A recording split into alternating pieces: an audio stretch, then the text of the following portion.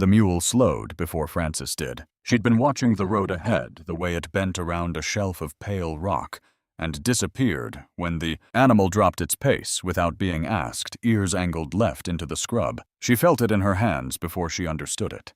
Closed her fingers around the reins. Stopped. The sound came from maybe 10 feet off the road. Low, wet, wrong. The way a sound can be wrong before you know enough to name why. She sat still and listened, and the hair on the back of her neck did what it did. Dex Pryor was 2 strides ahead on the gray gelding. He had not stopped. She watched his back, straight in the saddle hat, angled against the morning sun, the same posture he'd held since Callow Creek 9 days ago. He rode the way men ride when they've spent more time on horses than off, not graceful exactly, but settled. Like the animal was an extension of a decision already made. He turned. Not quickly. He turned the way a man turns when he expected to need to. He looked at her with the flat, patient expression of someone waiting to see what she was going to do. Not asking, not offering, just waiting. He had heard it before she had. She could tell by his stillness, the posture of a person who has already decided and is now watching someone else decide.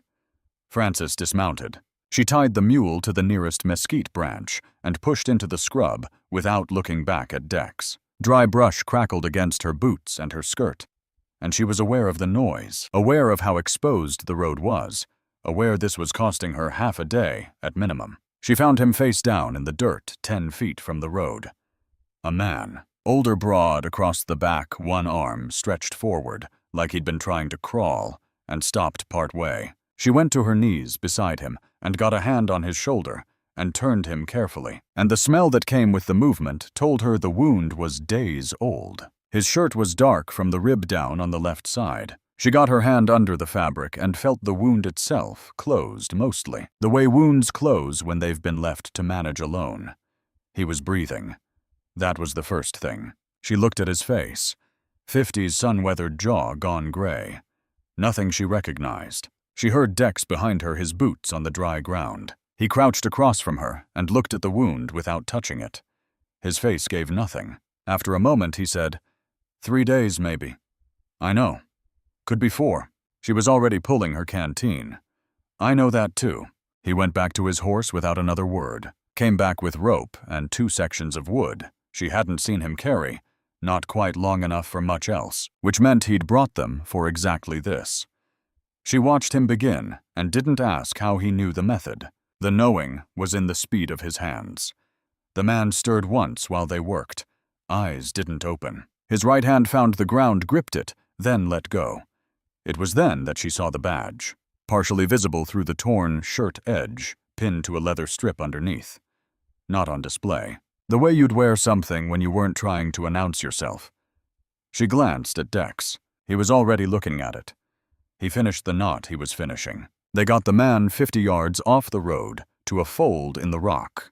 Not quite shelter, but better than nothing. And Frances built a fire from what she could find, while Dex positioned him and cleaned the wound. Wet wood more smoke than flame. She let it. Most cruelty in the world doesn't announce itself. It just keeps moving. She thought about this while the smoke rose into the thin morning air, about the sound in the brush, about how easy it would have been not to hear it if you'd already decided not to.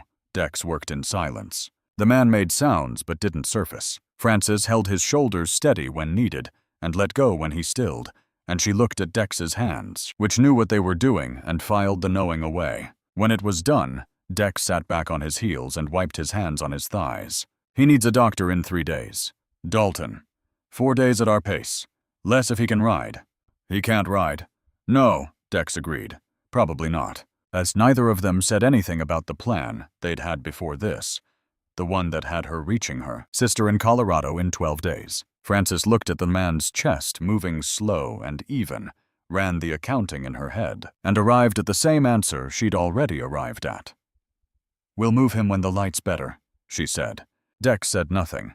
He was already figuring the mule's load. The man's name was Luther Greer. He told them this when he woke near dusk, briefly, clearly, like a man used to leading with his name in uncertain situations. Territorial marshal out of Ridgeback. 3 days into a ride toward Callow Creek, when 3 men hit his camp at night. He'd come to with a knife in his side, and horses going east. Tried to ride. Couldn't. Tried to walk and made it 40 feet before the accounting came due. He said all of it lying flat on his back. Steadily. It cost him something. She could see it cost him. He asked 2 things: how far to the nearest town, and whether they had enough water. Not who they were, not why they'd stopped. Frances answered the questions. When she finished, Luther looked at her, and then at Dex, and something moved across his face there, and gone a careful settling, and then it was flat again. He knew Dex. She put that away without touching it. "Appreciate it," Luther said to the air above him. "Both of you." Dex went to see to the horses. Frances stirred something that would become soup when it decided to. People don't trust kindness. They trust consistency. Kindness you can summon once. Consistency requires something a person has to actually be. She fed the fire another stick and watched it consider whether to take it. The first night she slept in 2-hour intervals. She knew Dex did the same, without them discussing it. She woke at 3 to find him at the edge of the windbreak rifle across his knees, watching the road below. The horses were calm. Luther was asleep. She went back to her blanket and closed her eyes. In the morning, she folded her map the way she always folded it, quarter by quarter, along the existing creases, and set it in her left coat pocket. Dex was on the far side of the fire, seeing to his saddle. He didn't look up, but he'd clocked the movement. She'd caught enough of his attention in 9 days to know what his peripheral awareness looked like. They broke camp 2 hours after first light, and moved Luther on the mule, which was the only arrangement that made sense, and also a problem, because the mule had opinions. Frances had a short, frank conversation with it before it decided to cooperate. Dex stood back and let her. She appreciated that more than she'd expected to. The road west was empty. Dex rode 20 yards back from the front of their group, slightly behind the mule, slightly to the left. After a while, she realized this put him between Luther and the eastern road. She didn't think he'd decided to do it. She thought he'd just ended up there. The people most committed to staying uninvolved spend the most time watching. Watching and not acting is its own kind of participation. Luther rode with his eyes mostly closed, doing the math of how much pain he could absorb without affecting his function, if function became necessary. She recognized the calculation. She'd run it herself the winter. Emmett was sick, keeping the firewood coming, and the accounts and the creditors at bay all at once, without letting any of them see she was holding on by arithmetic alone. She thought about Emmett less than she used to. About Caldwell more than she should. By the second afternoon, she was watching Dex with the attention of someone recalculating an initial assessment. He was not what she'd hired. Simple version. She'd hired a guide territory road's fastest route without problems. She'd gotten that. But there was something else. Some additional layer that hadn't been in the price, and it was becoming harder to account for. He knew how to manage Luther's wound. He rationed water from his own supply without mentioning it. He noticed things not loudly, not as demonstration, just quietly and with consequence. They were 20 minutes past a dry creek crossing when he said to no one in particular, "Right foreleg, pinto." Something in the way it hits. She'd been looking at the road ahead. She looked back. "How long?" she said. "Since the crossing." He rode on. She rode on. Neither of them said what that meant. There were several things it could mean, and naming it as one thing would require acting as if it were that one thing, and neither of them had enough information for that yet. She did not stop checking the road behind them, Luther said. On the third afternoon, while Dex was scouting ahead, the kind of person who stops on a road like that. That's not something you decide in the moment. He'd been thinking about it for 2 days. She could tell by how plainly it came out. "I'm not sure that's a compliment," she said. "It is," he said. "I mean it as one." She checked the mule's girth, stood up, looked at the horizon west and said nothing else, and Luther let it go. The trouble was being seen clearly by someone with no reason to see her clearly. Something about the implication that she'd acted from character rather than from the specific, tired pressure of not being able to keep riding with that sound behind her. She hadn't felt like a person who stopped. She'd felt like a person who couldn't not stop, which wasn't the same thing, and didn't feel like virtue from the inside. She got back on her horse. Being told you did a brave thing when you didn't feel brave, that's not a gift. It's weight with someone else's name on it. She rode without speaking, and thought about Caldwell, who had been honest, and about Emmett, who had trusted her judgment, and about the way being right about the wrong thing teaches you nothing that transfers. The morning of day 3, she spread the map over her knee and saw what she'd been looking at without seeing for 2 days. The direct route open ground for 12 miles. Exposed. No cover, no secondary road, nothing on either side. The longer route went southwest. Half a day added maybe more. Crossed a creek she knew about. But broken country rocks draws places where you could see the road behind without being on it. She folded the map, put it away. We're going southwest from here. And she didn't look at Dex when she said it. She was aware of not looking at him, and did it anyway. A moment of quiet. Water on the new route, he said. Creek at the midpoint. He nodded. That was the negotiation. She stood up and went to check the horses, because the small satisfaction she felt clean and private. Needed somewhere to go that wasn't in front of anyone. There's a particular arrogance in people who distrust themselves. They distrust themselves so completely, they stop checking with anyone else. The doubt doesn't slow them down. It just means they carry everything alone. The new route was harder ground in places. The horses didn't love it. Luther bore it. They moved slower than she'd calculated, reached the first resting point an hour behind schedule, and she added the hour to her running total of costs, and found the total still acceptable. On the morning of the 4th day, she woke, and Dex was gone. Coffee on the fire. Coals, not flames. The pot still warm. His horse at the line. He'd left on foot. Luther was asleep. She drank Dex's coffee and looked at both ends of the road, and waited. He came back 40 minutes later from the east from the road behind them. Walked without hurrying. Poured what was left in the pot and sat across the dead fire and turned the cup in his hands. She watched him. He set the cup down on a flat rock and looked at her directly, which he hadn't done since the first day. 3 riders behind us, he said. I've been tracking them since yesterday afternoon. Same road, same pace, camped where we've camped. Always a day back. She waited. I should have told you yesterday. I wasn't sure yet. A pause. I'm sure now. The fire between them was cold. The Pinto, she said. Yes. And she set down her own cup, looked east, the direction she couldn't see from where she sat, and kept her eyes there. He said it the way men say things they've been thinking about for a while. Flat. No wind-up. The absence of drama was the most frightening part, because men like that only skip the drama when they've already decided what to do, and they want you to have time to catch up. Do they know we've seen them? She said. No way to know. How long to Dalton at our pace? Half a day. Less if the ground holds. She stood up and went to check Luther's wound, which needed checking. She did it carefully and thoroughly, and her hands, when she looked at them after, were close enough to steady that only someone who'd been watching them for 4 days would have known the difference. She didn't know what Luther said to Dex while she was gone. She found out the way you find out things when they've changed someone, not from being told, but from watching the change and working backward. For several hours after she returned, Dex was colder, more transactional. He answered questions and offered nothing extra. The quality of attention he'd been gradually extending, a warmth she hadn't named because naming it would require accounting for it, pulled back. He was the guide she'd hired, and only that. She noticed. She said nothing. She did not reach toward what she could no longer find, because reaching for something you can't see the edges of is a way of confirming you needed it, and she wasn't ready to confirm that. She rode. The broken country was doing what she'd needed it to. The road behind them, visible in sections through the rocks, stayed empty through the morning. The creek was higher than the map showed.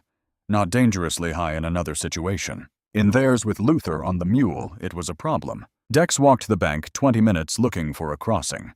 Francis held the horses. Luther sat on a flat rock nearby, breathing through whatever the morning had cost him. 40 yards south, Dex said when he came back. Shallower, but the footing's worse. She looked at Luther. I'll manage, Luther said. They crossed at the south point. She went first with her horse to read the bottom, then came back for the mule's lead. Dex rode parallel positioned slightly downstream, not formally, just where he'd be if the water decided to push. Halfway across the mule hit a submerged rock. The footing went. Luther went with it, sliding sideways off the animal's back with a slow, settling certainty. Dex was in the water before she'd finished understanding what was happening. He caught Luther by the left arm. Not the right. Not across the wound. The left. Francis got the mule's lead and steadied the animal, and they got Luther upright and moving and everyone to the far bank without going under. They stood on the bank. The creek moved past them, already past caring. Luther's wound had shifted in the fall. She could tell by the way he held himself, the careful stillness. She looked at it. Not catastrophic. Edge had opened a fraction. She closed it as best she could, retied the dressing, and looked at her own hands. Steady enough. Dex wrung out his shirt and said nothing. He built a fire from the driest materials available, not very dry, and made it work. She wasn't brave. She was unwilling to become someone she wouldn't recognize, someone who ran the calculation of what she could afford to stop for, and came up with a different answer. She sat across from Luther while the fire settled, and she noticed that she hadn't checked herself once through any of it. Not the wound, not the route change, not the crossing. No internal audit running alongside the action. She'd just been doing what came next, each decision following from the one before, without pausing to approve it. She noticed this the way you notice a sound has stopped. The absence tells you something was there. She woke at 2 in the morning to nothing specific, just the alert state of a body that has decided something needs attention. She got up without waking anyone and walked to the edge of camp and looked east. The fire was small and distant, and she almost missed it. Almost. A single point of light in the direction behind them. Far enough back to mean they'd stopped for the night. Close enough to mean the gap had compressed. She stood and looked at it for a long time. Then she went back to camp, sat beside the remains of their fire, and ran the numbers. Dalton. Their pace. The distance behind them, and when she had them arranged, she made a decision. It felt less like a choice than like the next thing that followed from everything before it. She lay down. She slept. Over breakfast, she told Dex what she'd seen. Its location. Its direction. He listened and nodded once. "Half a day behind us," she said. "Maybe less now. Then we move early." "Yes." She was about to stand when he said her name. She'd not heard him use it before. He must have caught it from something she'd said to Luther that first morning. She looked at him. "There's a complication at Dalton," he said. He told her about Sheriff Alton Mears in 2 sentences, a man who had processed a complaint 3 years ago and not acted on it, and who had since developed a habit of remembering the name attached to that complaint. Walking Dex into Dalton as a visible presence in daylight was a risk that sat somewhere between a delay and a real problem. At their pace with Luther's wound freshly aggravated, they couldn't afford either. She listened. Let it settle. "What's the doctor's name?" she said. He looked at her for a moment. "Fielding. Works out the back of the mercantile." She adjusted her hat against the morning sun and looked at him with the expression she used when a decision had already been made, and she was offering the other person the chance to accept it. "Give me an hour," she said. He was quiet. Not briefly, a moment that ran a fraction long, and she watched him arrive at whatever he needed to arrive at. And then he said, "Back entrance. Not the front." She nodded. She went to get her horse. Trust is not always a feeling. Sometimes it's just the decision to stop waiting for more evidence. The town was a single street with buildings on both sides and a mercantile at the far end. Frances had spent her life in towns like this, same smell of sawdust and horse and something fried, same sheriff's office near the middle with a chair outside for watching who came and went. She arrived with Luther on the mule and went directly to the mercantile. The doctor was younger than she'd expected, with careful hands and a way of asking questions that didn't waste time. She told him about the wound, its age, its condition, the fall at the crossing, the current state of the dressing. He listened without interrupting, looked at the wound, and was already deciding what he needed before he'd finished looking. 3 days, he said. Minimum. He'll stay. Will he? Luther said from the table. Yes, he will. She left them to it, and went out into the alley behind the mercantile, and stood against the wall. The sheriff came around the corner 10 minutes later, tall graying, the patience of a man who'd been making people uncomfortable long enough to get good at the waiting. Traveling, he said. Through. Alone. She held that for the beat it needed. I hired a guide out of Callow Creek, man by the name of, and she let the pause become what it needed to be. I can't recall it now. The days run together. He looked at her, deciding something. She kept the tiredness in her face and let him look. Marshal Greer will be fine, she said. Your doctor seems capable. He hadn't known Luther's name before she said it. He knew now, and something shifted in his calculation. She could see the recalibration happen. He touched the brim of his hat and walked back the way he'd come. She waited in the alley a while longer, not for anything, just until the particular stillness of the last hour had somewhere to go. Then she went around front, got her horse, and rode back out to the edge of town. Dex was in the cut of a rock off the road, visible to her, not visible from town, with a sight line east along the road they'd come from. He hadn't moved. He had the stillness of a man who has run out of tasks and refused to invent new ones. She came up beside him. He looked east for another moment before he looked at her. Road's clean, he said. She looked east herself. Empty in both directions. Luther's with Fielding. 3 days minimum. He'll stay. A pause. The sheriff asked about my travel companion. I told him I'd hired a guide whose name I couldn't currently recall. That'll hold. Long enough. He turned his horse and looked at the open road, South Her Road, the one going to Colorado. The posture of a man whose contract is technically at its end. She checked her saddle. He looked at the horizon. A moment stretched between them that could have been shorter, and wasn't. Thank you, she said, for coming back to the brush. He was quiet for a moment. I wasn't going to, he said. I know, she said. She rode south. He watched her go. First time in the whole journey that he'd been the one left still while someone moved away from him. It had a different texture than he expected. He'd spent 3 years being the one in motion, place to place, job to job, the specific freedom of a man with no fixed obligations, and he'd told himself the movement was honest, that it said something accurate about him. The belief had been workable. For 3 years it had been workable. He sat on the gray gelding at the edge of town and watched her clear the bend, and the belief did something it hadn't done before, not breaking more like a fence post gone slightly wrong in the ground. It hadn't fallen, but you could see it if you knew how to look. Luther had said, "You did the right thing." 3 years ago. I know it didn't help. Dex had stirred the fire, said nothing, felt the words go exactly where they were aimed, which was somewhere he'd spent 3 years patching. The patches had gaps. He'd been colder for hours after pulling back from everything that had been gradually opening, because that was the reflex. Something touches the thing you've been protecting. You protect it harder. He knew this about himself. Did it anyway. But Frances hadn't pushed. She hadn't asked what was wrong or extended the particular careful attention people offer when they suspect something's shifted. She'd just ridden beside him, and the space of her silence had been usable. More than he'd known to want. The water crossing was when it became undeniable. He'd been in the creek before he'd finished thinking about it. Left arm, not right. He'd known where the wound was not from deciding to know, just from 4 days of paying attention to a thing that mattered. The knowing had been in his hands, not his head. That was the problem. Or that was what it came down to. He looked at the road north. Powder River. Good work waiting simple and uncomplicated, the kind that asked nothing except competence. He looked at the road south. Some people don't follow.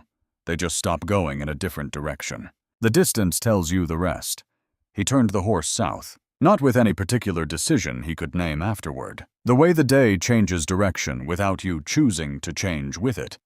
You just find yourself moving differently, and the reason is already behind you. She heard him behind her somewhere past the first mile.